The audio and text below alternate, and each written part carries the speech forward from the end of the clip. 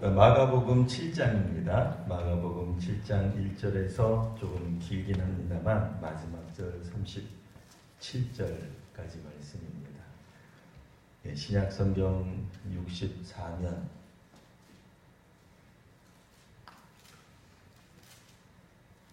마가복음 7장 1절에서 37절 마지막 절 37절까지 저와 여러분들이 한 절씩 번갈아 읽고 마지막 절 같이 읽도록 하겠습니다. 바리새인들과 또 서기관 중 몇이 예루살렘에서 와서 예수께 모여들었다가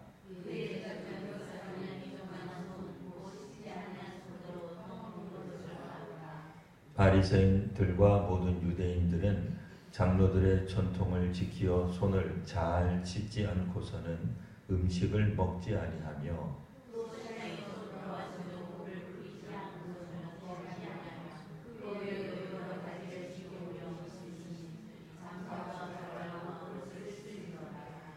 이에 바리새인들과 서기관들이 예수께 묻되 어찌하여 당신의 제자들은 장로들의 전통을 준행하지 아니하고 부정한 손으로 떡을 먹나이까?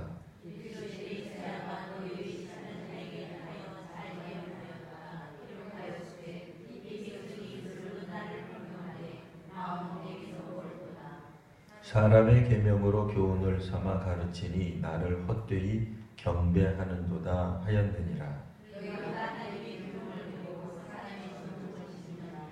또 이르시되 너희가 너희 전통을 지키려고 하나님의 계명을 잘 저버리는도다.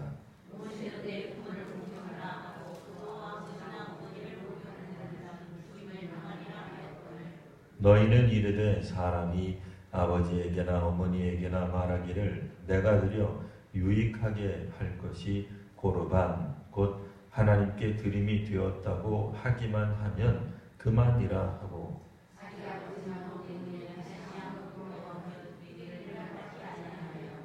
너희가 전한 전통으로 하나님의 말씀을 폐하며 또 이 같은 일을 많이 행하느니라 하시고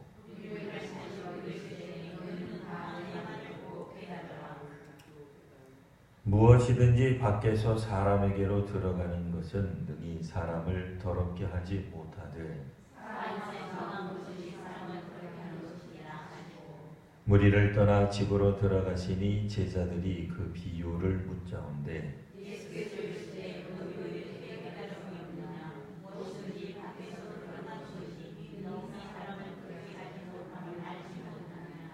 이는 마음으로 들어가지 아니하고 배로 들어가 뒤로 나감이라. 이러므로 모든 음식물을 깨끗하다 하시니라.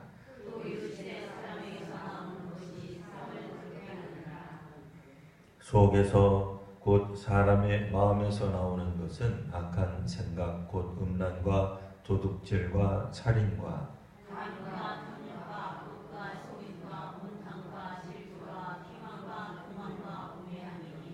이 모든 악한 것이 다 속에서 나와서 사람을 더럽게 하느니라.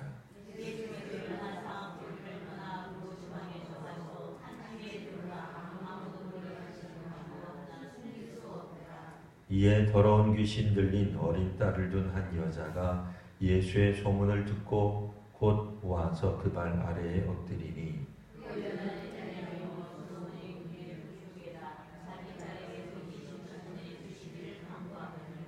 예수께서 이르시되 자녀로 먼저 배불리 먹게 할지니 자녀의 떡을 취하여 개들에게 던짐이 마땅치 아니하니라.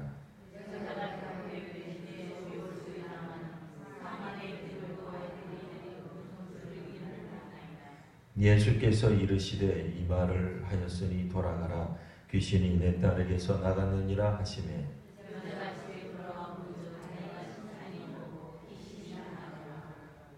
예수께서 다시 두로 지방에서 나와 시돈을 지나고 데가볼리 지방을 통과하여 갈릴리 호수에 이르시매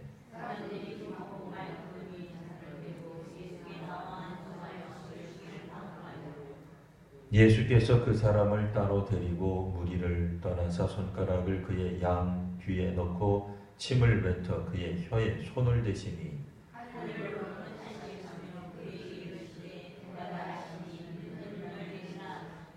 그의 귀가 열리고 혀가 맺힌 것이 곧 풀려 말이 분명하여졌더라.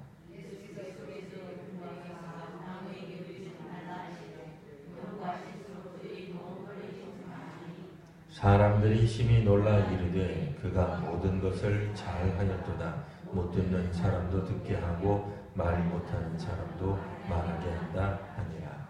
아멘. 네, 오늘 말씀의 제목을 예수님을 깨닫는 사람이라고 했습니다. 그러니까 이제 이 말은 깨닫지 못하는 사람도 있다, 이제 그런 뜻이 되겠습니다. 예수님의 사역이 점점 이제 확산되어가는 이런 측면이 보여지고 있죠. 물론 이제 예수님의 사역이 결코 행복만 기다리고 있는 건 아닙니다. 고난이 기다리고 있지만 그렇다고 해서 예수님이 사역을 멈추거나 하는 건 아닙니다.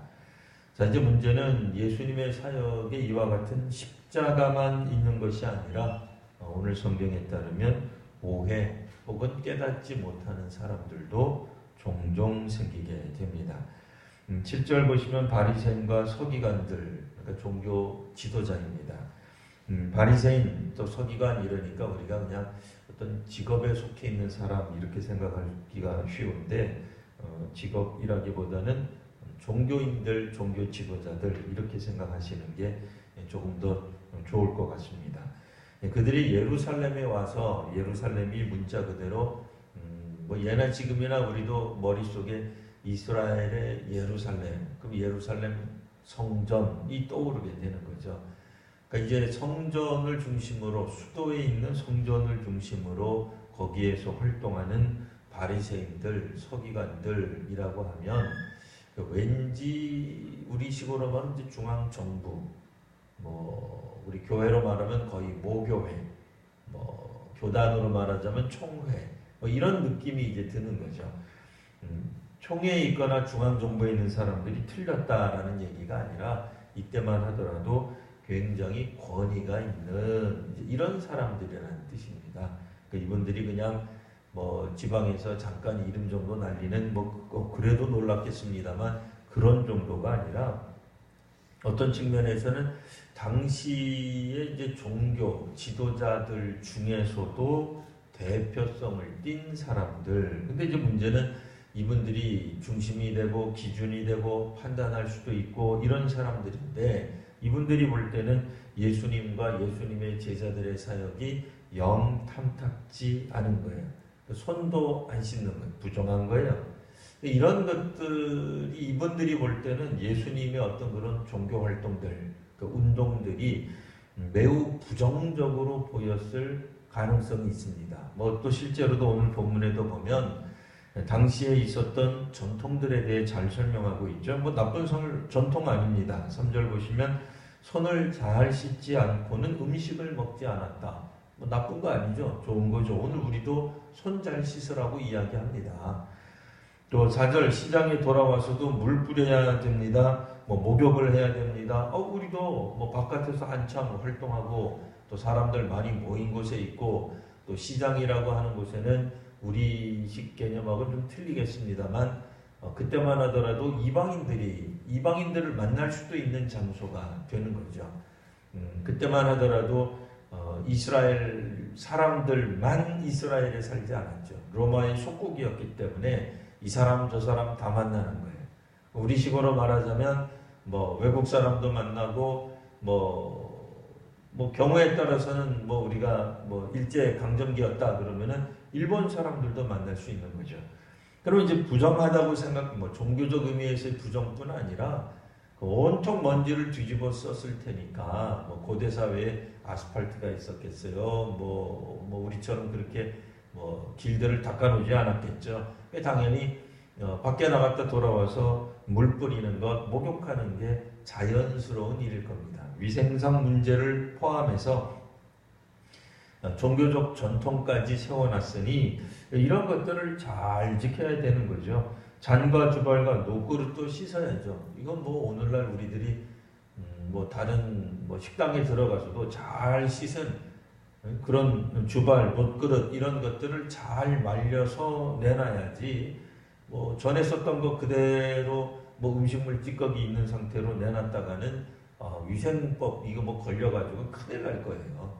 그러니까 이런 면에서 보면 뭐 오늘날 우리들도 충분히 공감할 만한 이게 이제 중요한 개념입니다. 장로들의 전통이라고 해가지고 우리가 생각할 때는 이건 뭐 너무 억지로 만들어 놓은 거 아니냐, 너무 이렇게 마치 극적으로 만들어 놔가지고 우리가 이제 그런 거에 자꾸 이야기를 많이 들었어요. 자기들도 지키지 못하면서 남들도 못 지키게 한다. 물론 이제 그런 측면이 없지 않아 있어요. 바리새인들이 만든 신앙적 전통에 그런 게 아주 없는 건 아닌데, 모든 조항이 다 그렇게 황당한 조항만 있었던 건 아니다, 그 얘기예요. 그러니까 누가 생각해도 이 정도는 해야 되는 것 아닌가. 뭐 보통 사람들이 뭐 지금 이 시대를 살아가는 우리들도 그 정도쯤이면 뭐 우리도 공감할 수 있는 무리한 전통이라고 생각하지 않는, 자연스럽고 위생적으로도 올바르다고 생각하는 전통이 있다 이거예요. 근데 이 전통을 예수님과 예수님의 제자들이 안 지킨 거죠. 물론 이제 성경에서는 이제 제자들만 안 지킨 걸로 나와 있긴 합니다만, 뭐 결국 예수님도 안 지켰다고 볼 수밖에 없겠습니다. 자, 그래서 이제 이야기하기를 5절 바리새인과 서기관들이 예수님께 묻죠. 어찌하여 당신의 제자들은 장로들의 전통을 안 따릅니까? 왜 부정한 손으로 음식을 먹습니까? 떡을 먹습니까? 이걸 이제 문제를 삼은 겁니다.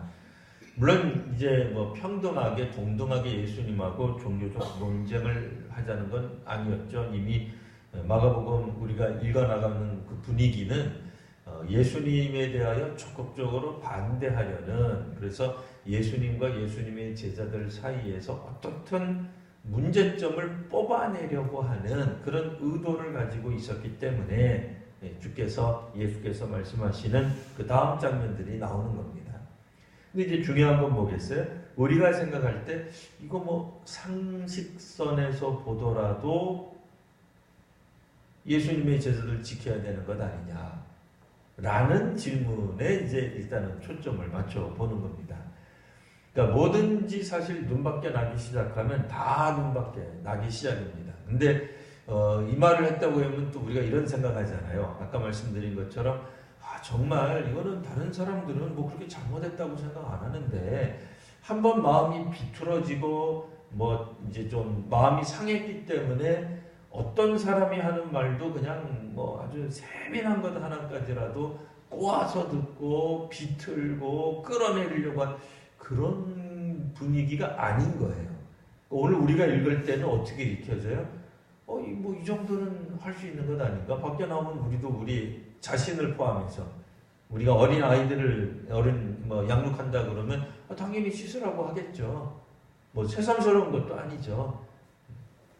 근데 이런 부분들조차도 사실은 바리새인들, 서기관들은 그러니까 뭐 너무 이상한 걸 붙잡은 게 아니라 일반적인 것들, 보편적인 것들이지만 이런 것들로도 예수님을 반대하는, 예수님의 말씀을 잘 듣지 않는 이제 그런 상황이다라고 하는 것입니다.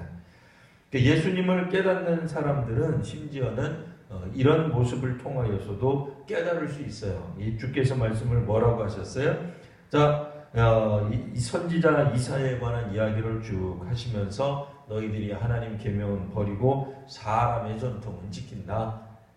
그럼 이 분들은 속으로 그러겠죠. 우리가 언제 하나님 계명을 안 지켰느냐? 우리가 언제 사람의 전통만 따지고 하나님 계명은 저버렸단 말인가? 그러니까 당시에 있었던 고르반이라고 말하는 그런 종교적 풍습에 대해서 예수께서 말씀을 하십니다. 11절에 나오죠. 사람이 아버지나 어머니에게 드려야 되는 것, 부모를 봉양해야 되는 것, 이런 것들을 하지 않고 하나님께 드렸으니 더 큰, 더 위대하신 하나님께 드렸으니 하나님 밑에 있는 존재들, 뭐 우리 부모들이죠. 여기서는 부모님들은 뭐 안 받아도 부모님께 이야기하는 거예요. 내가 우리 부모님께 당신께 드려야 될 걸 하나님께 드렸으니까 됐죠? 뭐 할 말 없죠? 뭐 이러고 이제 넘어가더라 그 얘기예요. 이렇게 이야기함으로써 13절 너희가 전한 전통으로 하나님의 말씀을 폐하는 일들이 있더라. 이걸 이제 주께서 말씀을 하신 겁니다. 그러면서 사람의 안에서 나오는 것이 사람을 더럽게 하는 것이지 먹는 게 중요한 게 아니다. 뭐 아무거나 먹거나 비위생적으로 먹어도 좋다 그런 뜻은 결코 아닙니다. 그럼 사람의 속에서 나오는 건 뭐냐? 21절 사람의 속에서 나오는 건 악한 생각, 음란, 도둑질, 살인, 간음, 탐욕, 악독, 속임, 음탕, 질투, 비방, 교만, 우매함 이런 것들이 나오는 걸 어떻게 설명하겠느냐라고 질문하시는 거예요. 이게 바로 뭐예요? 그러니까 이 장로의 전통, 그러니까 이제 그 이전에 있었던 종교 지도자들의 전통에 따라 그들이 거룩하게 부정하지 않게 정결한 방식으로 음식을 그렇게 먹어왔는데도 그들 속에서 생겨난 악한 생각은 뭐냐라고 물어보시는 거예요. 그러니까 우리가 겉으로 아무리 정결하게 한다 하더라도 속에서 이 생겨나는 것에 대한 이 우리들의 경각심 이런 것에 대해서는 뭐 이야기 별로 안 하는 거죠. 그래서 23절 이 모든 악한 것이 사실은 다 속에서 나오는 것들이다. 사람 속에서 만들어져서 나오는 거다 그 얘기예요. 그러니까 우리가 뭘 먹었기 때문이 아니라 우리가 사실 먹을 때 악한 걸 먹지는 않잖아요. 그러니까 정함을 먹잖아요. 하나님 말씀에 대한 계명을 순종한다고 생각하고 먹는 거예요. 그런데 우리 속에서는 오히려 사람의 전통만 남는 거예요. 이거 오늘 우리식으로 해석하면 어떻게 적용해야 될까요? 우리가 매일같이 성경을 읽고 뭐 새벽 기도회를 하고 뭐 혹은 성경 묵상도 하고 기도도 하고 말씀대로 산다고 하고 뭐 그러고 살아가는데 그러면 우리는 뭐라고 생각해요? 내가 기도했으니 내가 헌금했으니 내가 주일 예배 안 빠졌으니까 나는 거룩한 사람이다. 나의 거룩은 신뢰할 만하다. 믿을 만하다. 이렇게 생각할 수 있다는 거예요. 근데 정말 그러냐 이거죠. 아니에요. 단 한 번도 예배를 빠진 적이 없고 뭐 새벽 기도회를 단 한 번 빠진 적이 없고 매일같이 성경 읽고 기도하고 전도하고 뭐 주님을 향하여 봉사한다라고 하는 나의 어떤 그런 실천이 곧 내 속에 있는 거룩을 보장하지 않아요.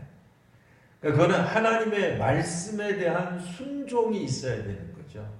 그러니까 내가 어떤 종교적 행위를 했다, 이루었다, 해냈다 이게 제일 중요한 게 아니라는 거예요. 물론 이런 말씀들이 당시의 사람들이 당연히 이해를 못했다고 성경에 기록이 되어 있는 겁니다. 바리새인과 서기관들이 이런 부분들에 대해서는 그다지 중요하게 여기지 못했어요. 그러니까 겉으로 드러나 있는 것들이 거룩해야 된다. 물론 이제 오늘날 우리들이 생각할 때에 아무래도 겉과 속이 같은 게 제일 좋죠. 겉은 뭐 후끈하게 해놓고 속은 알차다. 그걸 믿어라. 쉽지 않은 얘기죠. 그러나 이제 여기서는 우리가 뭐 겉을 뭐 허접하게 하고 뭐 이상하게 하고 뭐 머리도 안 감고 다니고 뭐 씻지도 말고 다니고 그래도 우리는 속이 충만하고 깨끗하면 된다. 그런 걸 이야기하는 건 아닙니다. 여기서는 이제 사람을 겉으로 드러나 있는 외모, 그 외모가 뭐예요? 사람들이 만든 어떤 종교적 전통에 입각해서 보는 것이 옳지 않을 수 있다. 다가 아니다. 그 얘기예요. 우리가 겉으로 보는 것만 가지고 우리들은 그 사람의 종교심을 판단할 수밖에 없습니다. 왜냐하면 우리가 연약하니까요. 그거밖에 볼 수가 없으니까. 하지만 하나님은 다른 관점을 보시는데 그 관점이 뭐예요? 우리 속에 있는 것이 무엇인지를 하나님은 보시는 거죠. 사람은 겉을 볼 수밖에 없습니다. 사람이 겉으로 하고 행동하고 말하는 것만 알 수 있지 그 사람 속에 있는 걸 어떻게 알 수 있겠어요? 그러나 그리스도는 하나님은 우리 사람의 속을 꿰뚫어 보시는 거죠. 우리 동양적으로 말하면 뭐예요?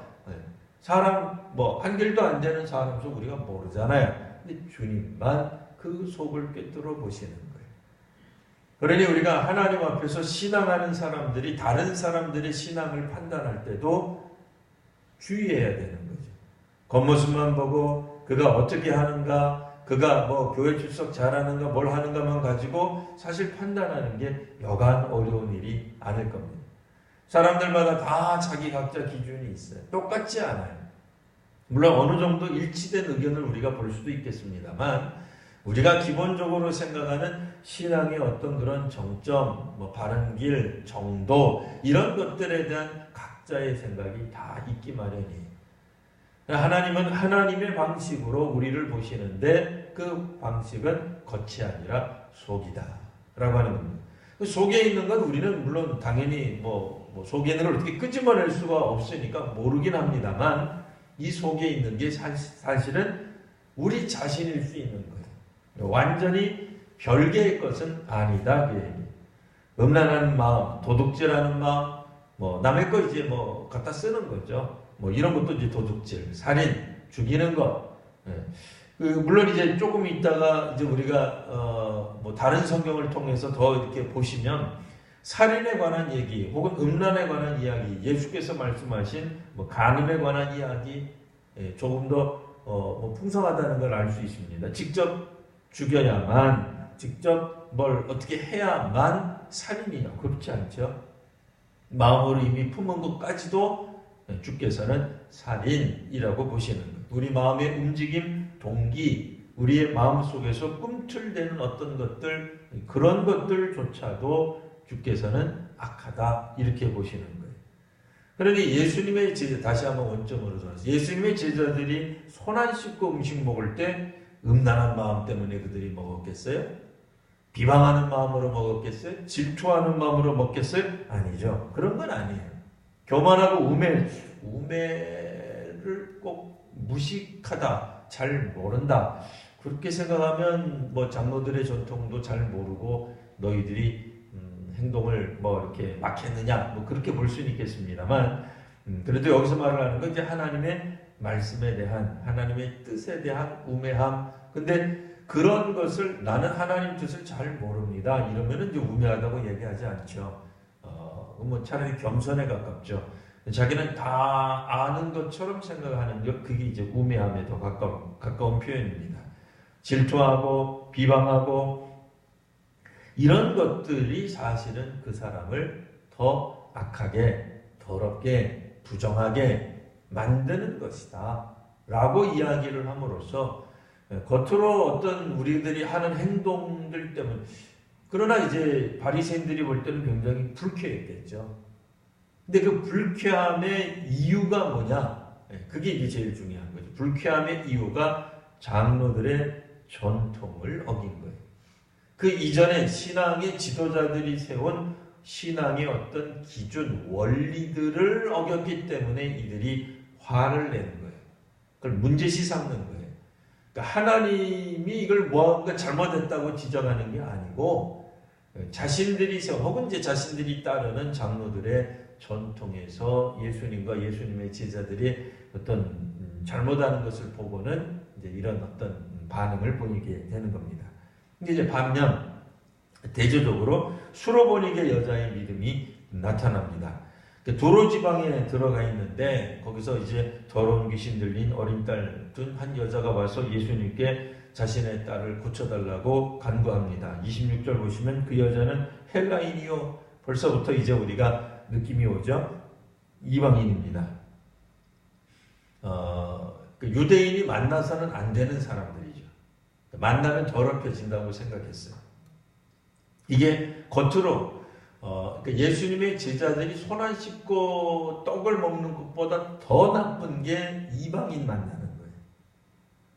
이게 이제 완전히 예수님도 그냥 거기서 멈추면 좋은데 더 나쁜 케이스로 가고 있어요. 더 나쁜 예를 보여주고 계시는 거예요. 이방인이 그냥 찾아온 거예요. 수로보니게 족속이에요. 자기 딸에게서 귀신 쫓아내주기를 간구합니다. 그러자 예수님이 아주 이런 말을 오늘날 예수님이 하셨다 그러면 아마 예수님도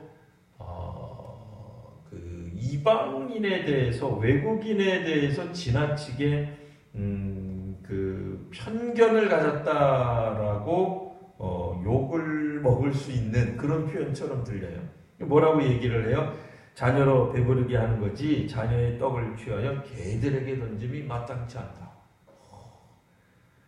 뭐 한국어 개나 이 사람들이 쓰는 개나 어감이 비슷한 거예요. 사실은 뭐 비슷해요. 굉장히 낮춰서 부르는 거예요. 그러니까 우리가 외구라고 부르는 것도 낮춰서 부르는 거잖아요. 그런 것처럼 굉장히 이거는 낮춰서 부르는 거예요. 그런데 이 여자가 이렇게 얘기를 합니다. 옳습니다마는 상아래 개들도 아이들이 먹던 부스러기를 먹습니다.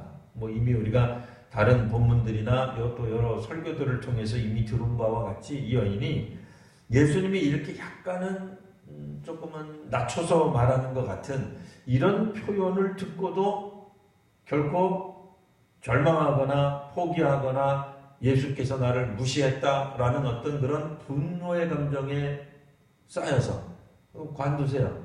어디 신통한 사람이 당신밖에 없을 줄 알고 에이씨 난 딴 데 갈래 이렇게 안 했어요. 예수가 무슨 사랑이야 이러면서 안 갔어. 우리 같으면 그럴 수도 있잖아요. 근데 그렇게 하지 않고 끝까지 예수님을 붙잡고 예수님께 간구하는 모습을 보여줍니다. 놀랍게도 이 사람이 누구냐? 헬라인이에요. 이방인이에요. 그러니까 이 바리새인들이 옆에서 봤으면 예수 어쩔 수 없어. 근데 그렇게 조금 전에 당신들의 제자들은 왜 손도 안 씻고 우아하게 말을 해서 우리가 할 말을 잃었는데 이방인 여자랑 만나가지고 이러쿵 저러쿵 얘기도 하고 고쳐주고 이거 역시 라고 생각할 수도 있는 대목이에요. 이 대목은. 그리고 실제로 수많은 사람들이 마가복음을 읽으면서도 당시의 사람들은 오늘 우리와는 조금 느낌이 틀렸을 거예요. 굉장히 불편했을 거예요. 그러니까 우리식으로 읽으려면 어떤 느낌이냐면 지금 이 시대에 지금 이 시대에 일본 사람이 와서 나를 도와주세요 라고 이야기를 할 때 한국 정부나 한국 교회 목사님이 받아주는 것 같은. 그러면 이제 우리가 뭐라 그랬어요? 요즘 같으면 토착 외구다 그런 말 들을 거 아니겠어요? 그런 거에 대한 굉장히 그런 느낌이 오는 거예요. 이게 오늘 우리들이 부자들 굉장히 어떻게 보면 공격하는 세금 많이 되고 세습한 다 동의한다는 얘기가 아니에요. 제가 그런 분들에 대해서. 근데 그런 사람들이 왔는데도 교회가 막 용납해 주는 거예요.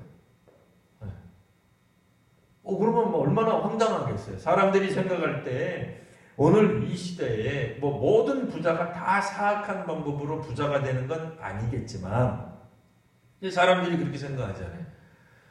이 부자를 사람들이 훨씬 더 알아준다. 돈 많은 사람, 이 자본주의 시대에는 돈만 많으면 그냥 다 되는 거다.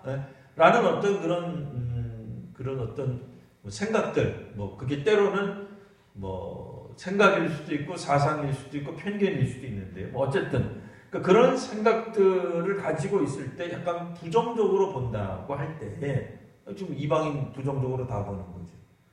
예수님 시대에 모든 유대인들이 이방인에 대해서 그다지 물론 모두는 아니에요. 왜요? 헤롯 땅 같은 사람도 있었어요. 사두개파 사람들도 있었어요. 그러나 그들은 소수예요. 상당히 많은 유대인들 입장에서는 남의 나라에 지금 식민지로 살고 있는데 친로마적으로 간다는 게 이게 쉬운 문제는 아니에요. 그러면서도 한편으로는 로마 시민권 가진 사람을 좋아해요. 부러워해요. 그런 게 있잖아요. 그러니까 사도 바울 같은 게 우리가 잘 알고 있는 바울에 대해서 오늘 우리가 자꾸 이야기를 해야 되는 바울은 나면서부터 시민권을 갖고 그게 사실 우리는 별로 마음에 와닿질 않아요. 별로. 근데 오늘 우리 시대로 말을 하면 이게 말도 안 되는 얘기인데 아시아 전역을 말도 안 되는 얘기예요.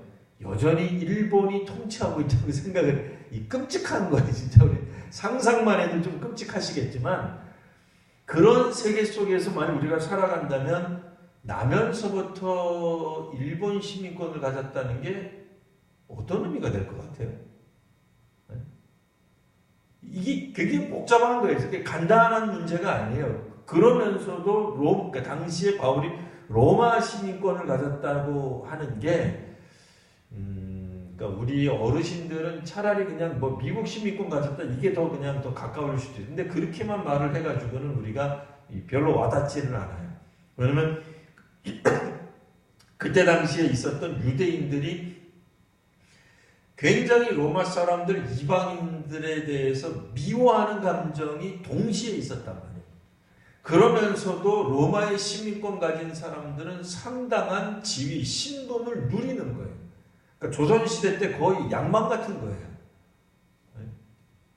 이게 그냥, 왜냐면 우리가 그런 상황 가운데 별로 노출되어서 살아본 적이 없기 때문에 이게 좀 표현하기가 좀 어렵습니다. 그러나 어쨌든 우리가 한번 뭐 상상력을 동원해서 뭐 말도 안 되는 얘기지만 일제 강점기다, 뭐 좋은 거 아닙니다만 뭐 공산주의가 뭐 있다, 그러고 있을 때 나면서부터 일본 시민권을 가졌다. 이걸 뭐 좋아해줘야 되는 건지 나빠해야 되는 건지 뭐 두 가지 감정이 있습니다만 어쨌든 그때만 하더라도 로마가 전반적으로 통치하고 지배하고 대제국을 이루었기 때문에 무조건 나쁘다고만 되는 게 아니에요. 로마 시민권은 그때 당시에 일종의 우리로 말하면 뭐 어느 나라든지 방문할 수 있는 비자 같은 것도 되는 거예요. 상당한 권한이 있는 거예요. 근데 그럼에도 유대인들은 이방인들에 대해 그다지 좋은 감정을 갖지 않았어요. 자신들이 가지고 있는 하나님의 백성, 하나님의 세우신 사람이라고 하는 어떤 그런 인식들이 있었기 때문에 같은 마을, 같은 동네, 그러니까 이스라엘 땅에 이방인이 들어와서 산다는 것 자체가 견딜 수 없는 거죠. 그러니까 그런 측면에서 예수님이 지금 오셔서 이방인을 만났다고 하는 것 자체도 사실 이때 그러니까 이 2000년 된 사람들이 마태복음, 마가복음, 누가복음 읽으면서도 굉장히 불편했을 거예요. 그리스도인들 가운데서도 여전히 힘든 사람들이 있었을 거예요. 그러니까 오늘날 우리로 말하면 저도 가끔 가다가 이제 우리 몇몇 성도님들 보고 은퇴하면 뭐 할 겁니까? 은퇴하시고 난 다음에 이렇게 일본 가서 전도하며 삽시다. 그러면 아주 싫어하는 분들이 있어요. 하필이면 목사님은 일본 가서 전도하며 살려고 하지. 그게 무슨 말이냐. 일본이 얼마나 싫은데. 네, 그런 얘기 하시는 분이 있어요. 뭐 저도 일본을 못하기 때문에 일본 가서 전도는 못하겠습니다만 그런 느낌인 거예요. 그러니까 이때 당시에 근데 이 여인이 예수님을 알아보는 겁니다. 예수님이 어떤 분인지 깨달은 거예요. 오히려 히브리인들 중에, 그러니까 이스라엘 사람들이죠. 바리새파 사람들이고 서기관들이면 더더욱 예수님이 어떤 분인 줄 아실 수 있을 것 같지만, 왜냐면 이들이 성경을 많이 아니까요.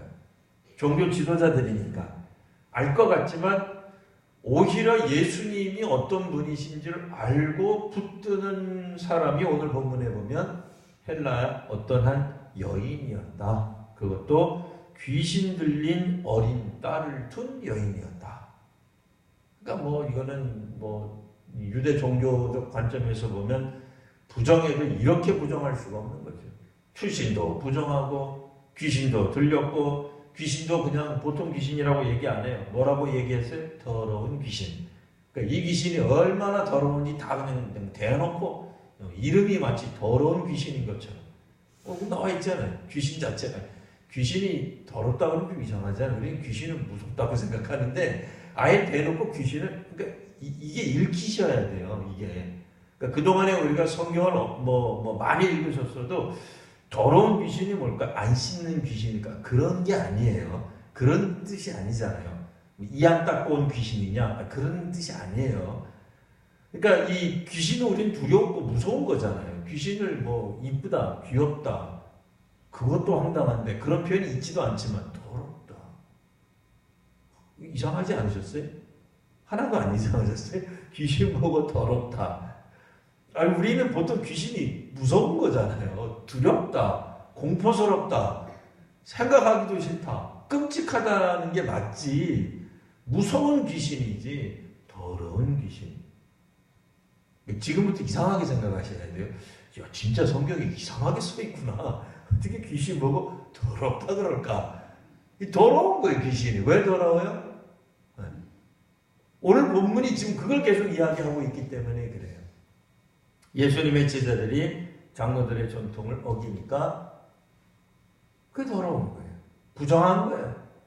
정하다, 깨끗하지 못한 거예요.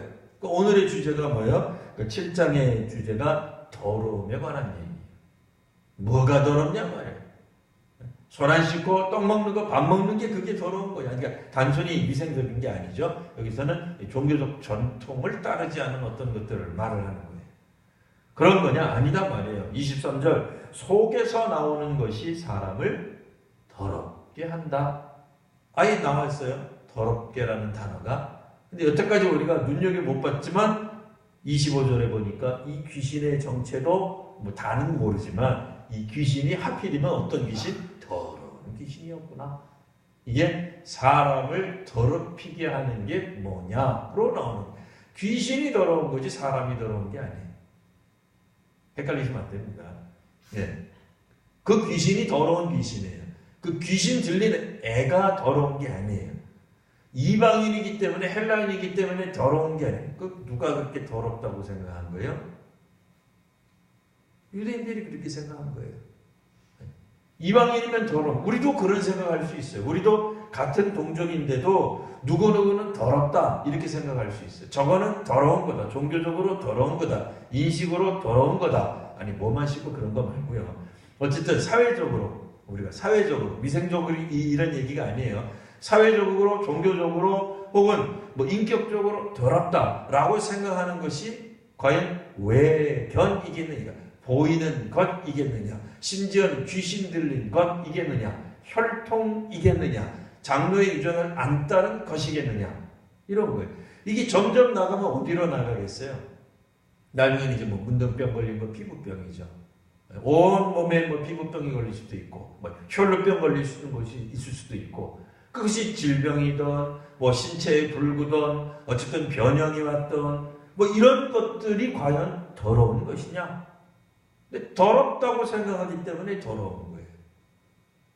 그러니까 이런 걸 가지고 주께서는 더럽다고 보지 않으신다는 거예요.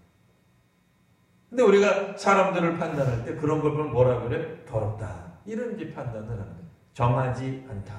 부정하다.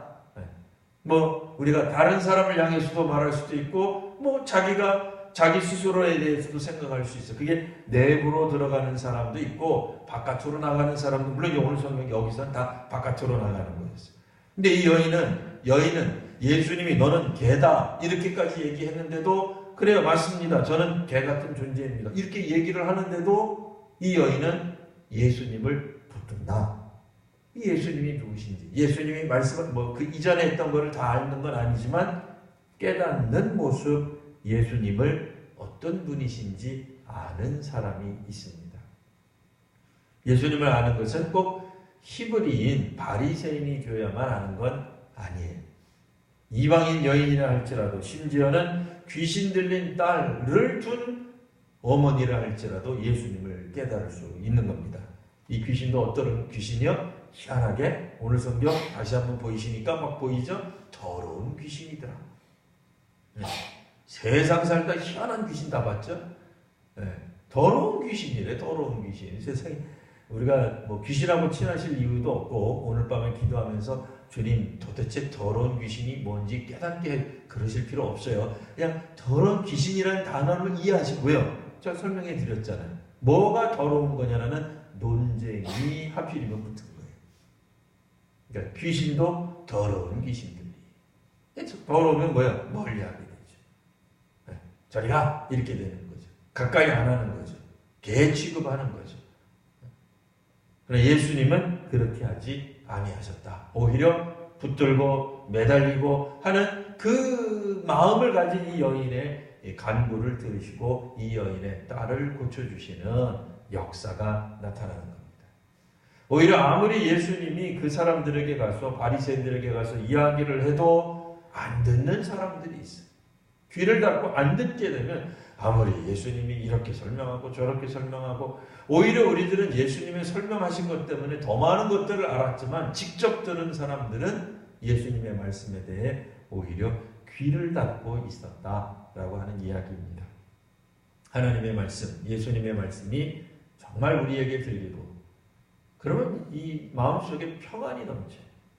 심지어는 예수님이 물론 무슨 그렇게 독한 마음으로 개라고 표현하셨겠어요? 그런데도 자기 스스로를 그래요, 맞습니다. 저 개라고 불러도 좋습니다. 우리 민족을 혹은 자기 자신을 그래도 상위에서 떨어지는 하나님의 은혜를 받겠습니다. 이렇게 얘기하니까 되잖아요. 이 여인이 그래 나는 뒤돌아서서 나는 개야. 예수님 나보고 개라 그랬어. 이 더러운 세상 그냥 내가 살아서 그런 거 아니라니까요. 근데 분명히 이게 약간은 비하하는 표현이 맞아요. 혐오하는 표현 맞아요. 아니라고는 말 못해요. 폄하하는 거예요. 인격 사실 모독하는 표현이에요. 종족을 인종을 차별하는 표현 맞아요. 오늘 우리 시대로 보면 이거 분명히 문제가 될 수 있어요. 이 인권위원회에 이건 제소될 만한 표현이 맞아요. 오늘 우리 시대의 시각으로 보자면. 그러나 그런 것들을 능히 뛰어넘는 중심 주제가 있어요. 그게 뭐예요? 더럽다라고 하는 거예요. 창피하다 이거죠. 부끄럽다 이런 얘기. 그렇지 않다는 거예요. 예수님. 무엇이 정말 우리가 더럽다고 생각하고 멀리해야 되고 씻어야 되고 해결해야 될 것이 무엇인지를 다시 한번 말씀해 주는 겁니다.